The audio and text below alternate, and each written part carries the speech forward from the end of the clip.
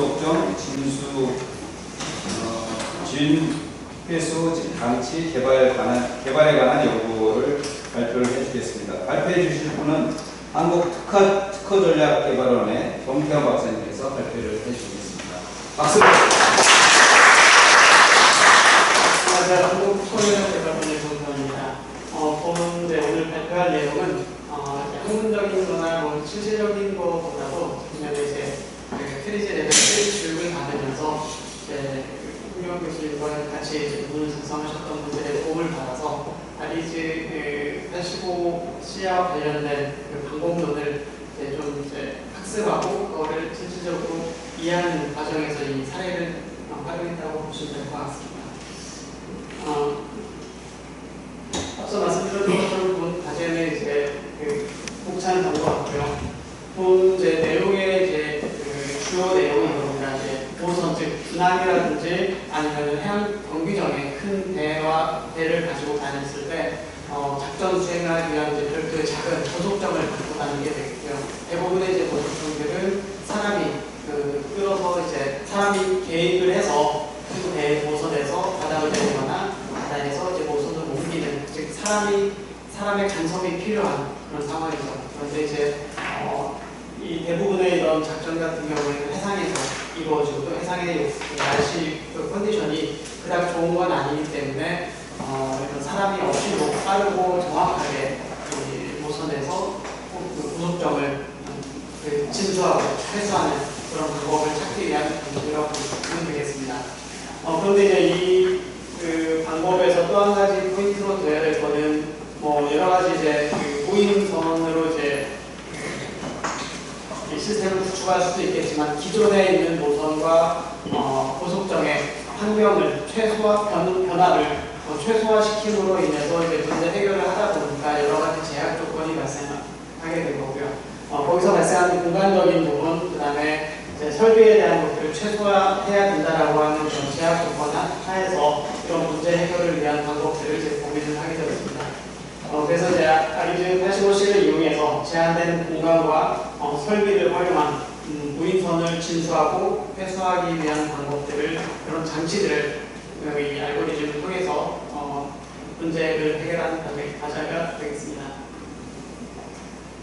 연구 목표는 이런 것 같습니다. 기존의 유인선의 기술 시스템에 대한 구성 요소라든지 작업의 어떤 내용들을 분석한 다음에 작업자, 사람의 간섭 없이 어떻게 하면 이 문제들을 해결할 수 있을 것인지를 파악을 하게 된 거고요. 이러한 방법들을 우측에서 보신 바와 같이 85C의 절차에 따라서 문제를 해결하는 과정이었습니다. 먼저 아리즈 85C를 적용하기 전에 전체적인 틀 안에서 사전 분석을 진행을 했고요.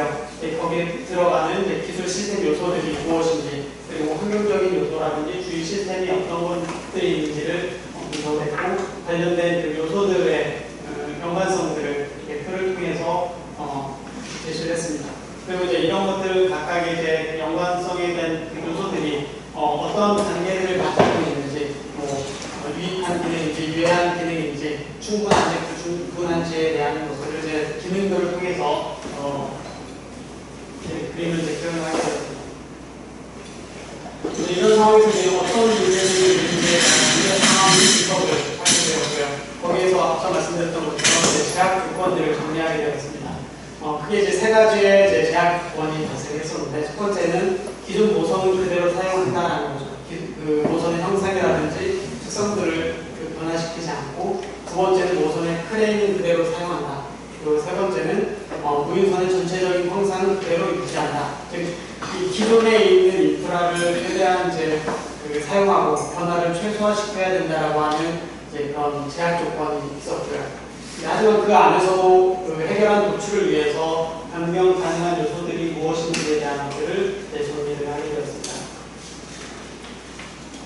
본 과제를 진행하면서 조금 더 신경을 쓰고 관심을 가졌던 요인 중에 하나가 기능 경계 부분이 될 수가 있겠습니다. 기술 시스템에 대해서 기능 관점의 분석을 조금 더 깊이 있게 진행을 했다라고 보면 될 것 같고요. 무인선을 모선 위에 지어진 장소에 놓아지도록 물리적 위치 변화 하는 기능을 이제 작은 배를 큰 배로 이동시킨다라고 이제 정의를 했고요. 그런 목적 기능을 달성하기 위한 여러 가지 세부적인 기능들을 또 크게 네 가지로 정리를 했습니다. 이거에 대한 기능 중심으로 전개를 했고요. 이 기능들을 또 한 단계뿐만이 아니라 가능하면 구분할 수 있게 디테일하게 2차 기능, 3차 기능, 4차 기능까지 이제 좀 디테일하게 구분을 했고요. 이 중에서도 이번 과제의 제 목적 달성을 위해서 문제 해결 방향에 따라서 이 네 가지 중에서 두 번째와 세 번째, 즉 큰 배와 작은 배가 연결된다. 그리고 큰 배의 크레인이 작은 배를 결속한다라고 하는 이 두 가지 하위 기능에 좀 더 집중적으로 분석을 진행을 하였습니다. 그리고 문제 분석 단계에서는 이제 기술적인 모순 두 가지가 제시가 되겠고요. 첫 번째 기술 모순 같은 경우에는 고속정을 들어 올릴 수 있는 프레임의 골이라고 보시면 될 것 같아요. 이 리셋터의 클래퍼 수용 공간이 넓으면은 클래퍼의 결함 결속이 쉽다. 하지만 그 공간을 많이 차지하게 된다라고 하는 제약 조건을 구해하게 되고요.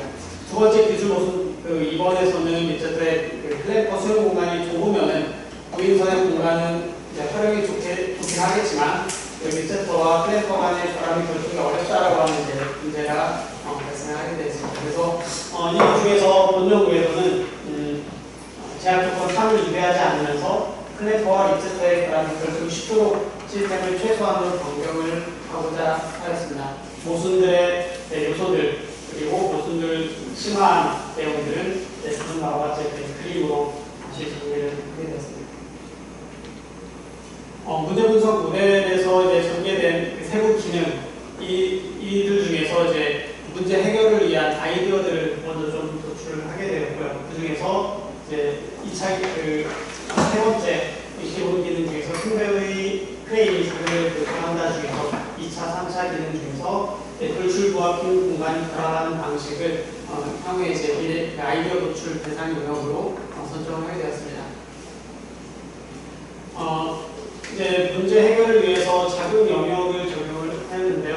먼저 이제 작은 영역과 이제 시간 영역 두 가지 중에서는 작은 영역 같은 경우에는 제한 조건 3을 위배하지 않으면서 고선과 구인선이 상호 결합하고 결속하기 위한 시적인 공간은 클램퍼와 리더가 접촉하는 부분이다라고 정리를 내렸습니다. 이 두 가지의 부품들이 서로 결합하는 공간에서 이런 문제 해결을 위한 문제가 발생하는 영역이라고 볼 수가 있겠고요. 또 한 가지는 시간적인 영역에서는 이 두 가지 부품들이 결합하는 시간에 있어서 이런 문제가 발생할 수 있다고 정리하겠습니다. 그리고 이제 이런 문제들에 대한 물질량 분석도 같이 진행을 하게 되었습니다. 분리모순과 이상적 최종 해결한 정의에서는 여기서 심화된 기술 모순에서 X 요소를 적용해서 하고 있는데요. 최종적인 이상적인 최종 결과를 정의하게 되었고요. 이런 방법들에 대해서 물질장 정원을 활용해서 작은 사람 모델 모의 시험에 대한 그림을 그리게 되었습니다. 최종 해결안으로서는 크게 두 가지를 도출하게 되었습니다. 첫 번째 해결안으로는 시간 분리를 이용한 방법이 되겠고요. 즉, 이 두 개의 클래퍼와 리셋터가 만나는 과정에 있어서 공간에 진입할 때 원활한 결합을 위해서 내부 프레임이 수직적 위치를 취하고 진입 후에는 단단한 결속을 위해서 내부 프레임이 수평적 위치를 취하게 되는데 이거에 대한 시간적인 차를 통해서 문제를 해결하는 하나 도출하였고 두 번째는 공간 분리를 이용한 방법이 되겠습니다. 그래서 두 번째는 클래퍼와 리셋터의 결합을 좀 쉽게 하기 위해서 V자 모양의 그런 리셋터와 클래퍼 그리고 얘네들 결합하기 위한 어떤 시간적인 차로 인한 결합 이렇게 두 가지 모양을 활용을 하게 된 것을 하는 해결안을 제시를 하게 되었습니다.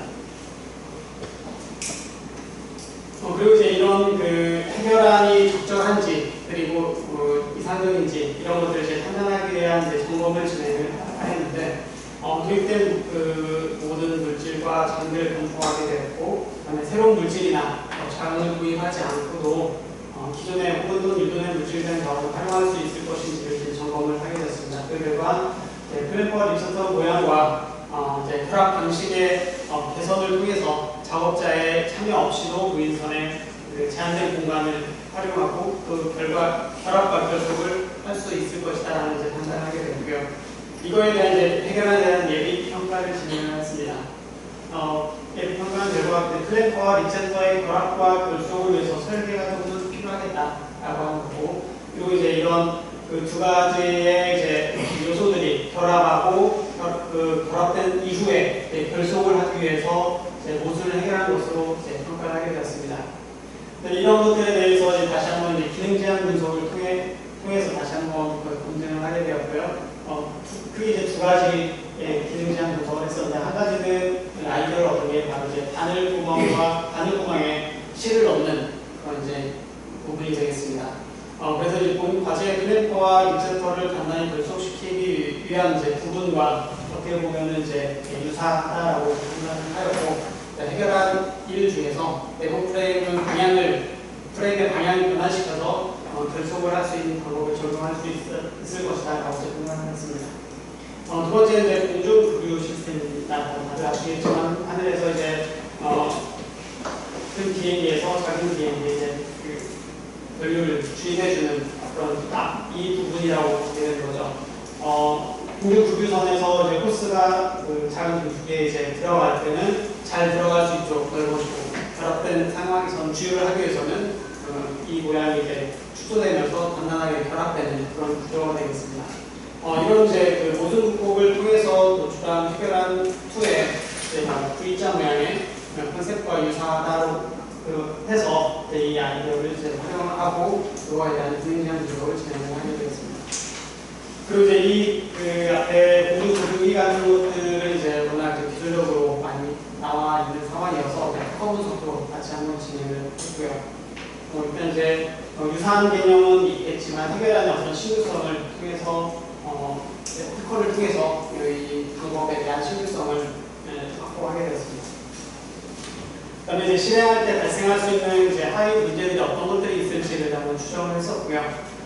그게 이제 두 가지로 나왔었는데, 클램퍼와 립센터 간의 결합고 클램퍼의 내부 프레임의 움직임을 최소화하기 위한 이제 그 무인선의 프레임 모양 개선이 좀 필요하겠다.